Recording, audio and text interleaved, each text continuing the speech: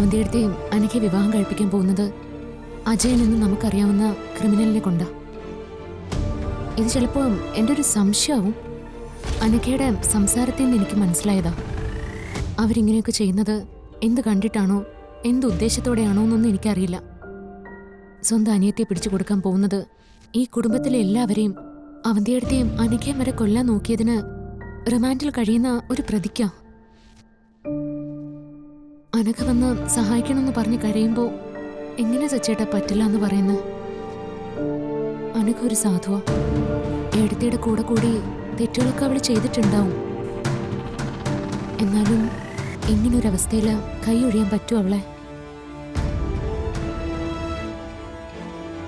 ഞാനീ പറഞ്ഞതൊക്കെ സച്ചേട്ടൻ വിശ്വസിക്കുകയില്ലയോന്നൊന്നും എനിക്കറിയില്ല.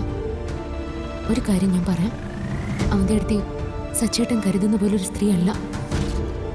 എല്ലാവരെയും ഒളിപ്പിച്ച് അവർക്ക് മറ്റൊരു മുഖം കൂടിയുണ്ട്.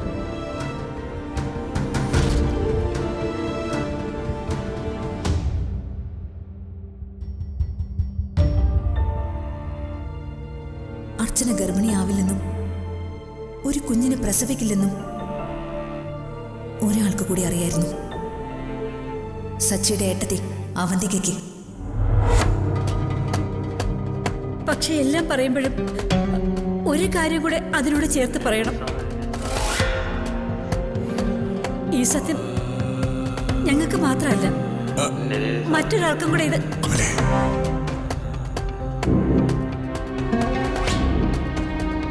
അനഘയോട് പോലും ഇങ്ങനൊരു പ്രവൃത്തി ചെയ്യണമെങ്കിൽ അവന്തികടുത്തി അർച്ചന പറയുന്ന പോലെ ഞാൻ ഉദ്ദേശിക്കുന്ന ഒരാളല്ല. ഞാൻ മനസ്സിലാക്കി വെച്ചിരിക്കുന്നതിനേക്കാളും കുഴപ്പമാണ്. അർച്ചന പ്രസവിക്കില്ലെന്ന് അറിഞ്ഞുകൊണ്ട് മനഃപൂർവ്വം എന്നെ കൊണ്ട് വിവാഹം കഴിപ്പിച്ചു. ഇപ്പൊ അജയനെ കൊണ്ട് അനഘയെ വിവാഹം കഴിപ്പിക്കാൻ പോകുന്നു. ഇതിന്റെയൊക്കെ ഉള്ളിലെ ദുരൂഹത മനസ്സിലാക്കിയേ പറ്റൂ. സച്ചേട്ടാ, എനിക്കറിയാം ഇതൊന്നും സച്ചേട്ടന് പെട്ടെന്ന് വിശ്വസിക്കാൻ പറ്റുന്ന കാര്യങ്ങളല്ലാന്ന്. പക്ഷെ ഞാൻ പറഞ്ഞതാ സത്യം. മനസ്സിലായി അർച്ചന, താൻ പറഞ്ഞ അർത്ഥത്തിൽ തന്നെ എനിക്കെല്ലാം മനസ്സിലായി. ഒരുറപ്പ് ഞാൻ തനിക്ക് തരാം, അജയനുമായി അനഘയുടെ വിവാഹം നടക്കാൻ പോകുന്നില്ല. എന്തു വന്നാലും അത് തടയും ഞാൻ. അനഘയെ രക്ഷിക്കുകയും ചെയ്യും. എന്റെ മനസ്സിലുണ്ട് ചില സംശയങ്ങളൊക്കെ.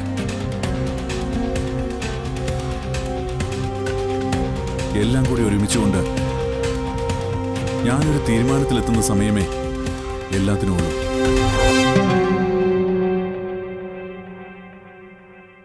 താൻ പറഞ്ഞതുപോലെ ഏട്ടത്തിക്ക് നമ്മളാരും കാണാത്തൊരു മുഖം ഉണ്ടെങ്കിൽ എനിക്കതറിയണം. എന്തിനാണ് ഈ വീട്ടിൽ അങ്ങനെ ഒരു ഡബിൾ പ്ലേ എന്ന്? അത് ഞാൻ മാത്രം അറിഞ്ഞാൽ പോരാ, ഈ വീട്ടിലെ എല്ലാവരും അറിയണം. ആദ്യം ഞാനെല്ലാം ഉറപ്പിക്കട്ടെ, എന്നിട്ടാവാം മറ്റുള്ളവരുടെ മുമ്പിൽ എത്തിക്കുന്നത്. അനഘയോട് താൻ പറഞ്ഞേക്ക് ധൈര്യമായിട്ടിരിക്കാൻ. ഇതൊന്നും നടക്കാൻ പോകുന്നില്ല എന്ന്.